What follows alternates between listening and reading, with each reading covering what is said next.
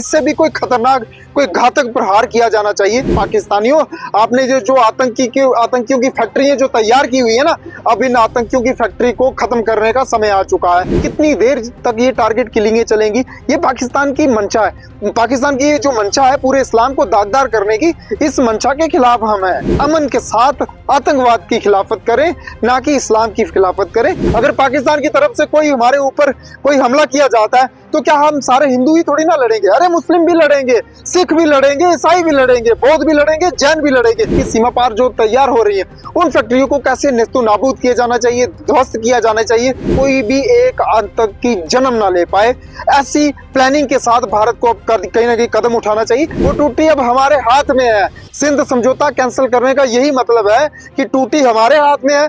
हमारा जब मन करेगा खोलेंगे, जब मन करेगा बंद करेंगे। पाकिस्तान को अब कहीं ना कहीं छठी का दूध याद दिलवाना है कि जब से पहलगाम आतंकी हमला हुआ है तो पहला बार भारत की तरफ से पाकिस्तान के ऊपर चिनाब सिंध समझौते को लेकर के किया गया है। सिंध समझौता जो कैंसिल किया गया है, ये एक सबसे बड़ा प्रभावी प्रहार भारत की तरफ से रहा है।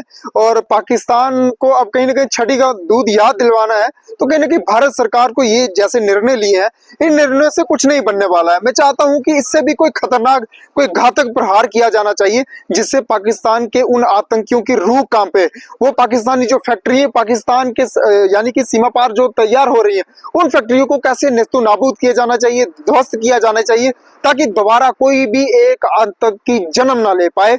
ऐसी प्लानिंग के साथ भारत को अब कहीं ना कहीं कदम उठाना चाहिए। ये जो सिंध समझौता, दरिया चिनाब देख रहे हैं आप जो पीछे बह रहा है, ये दरिया चिनाब जो है वो अब कहीं ना कहीं पाकिस्तान को बताएगा कि भारत क्या चीज है। पाकिस्तान के ऊपर जो सिंध समझौता कैंसिल किया गया है, इससे पाकिस्तान को बहुत ज्यादा नुकसान हुआ है। पाकिस्तान की जो पानी का भाव है कभी ज्यादा छोड़ दिया जाता है, क्योंकि अब नलके की जो टैब है, जिसे हम अमूमन भाषा में टूटी कहते हैं ना, वो टूटी अब हमारे हाथ में है। सिंध समझौता कैंसिल करने का यही मतलब है कि टूटी हमारे हाथ में है। हमारा जब मन करेगा खोलेंगे, जब मन करेगा बंद करेंगे। अब आप जो है वो हमारे ऊपर निर्भर रहोगे। पाकिस्तानियों, आपने जो आतंकियों की फैक्ट्री है जो तैयार की हुई है ना, अब इन आतंकियों की फैक्ट्री को खत्म करने का समय आ चुका है।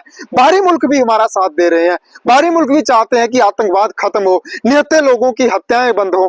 कितनी देर तक ये टारगेट किलिंगें चलेंगी? ये पाकिस्तान की मंशा है। पाकिस्तान की ये जो मंशा है पूरे इस्लाम को दागदार करने की, इस मंशा के खिलाफ हम हैं।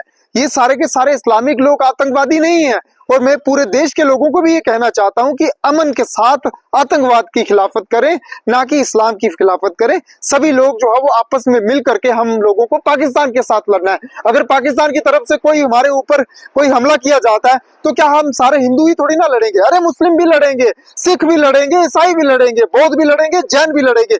हम गुलदस्ते के साथ एकजुट होकर के उस पाकिस्तान को, कायर पाकिस्तान को, आतंकवाद का पाकिस्तान को हम छठी का दूध याद दिलाएंगे, मिलकर के दिलाएंगे।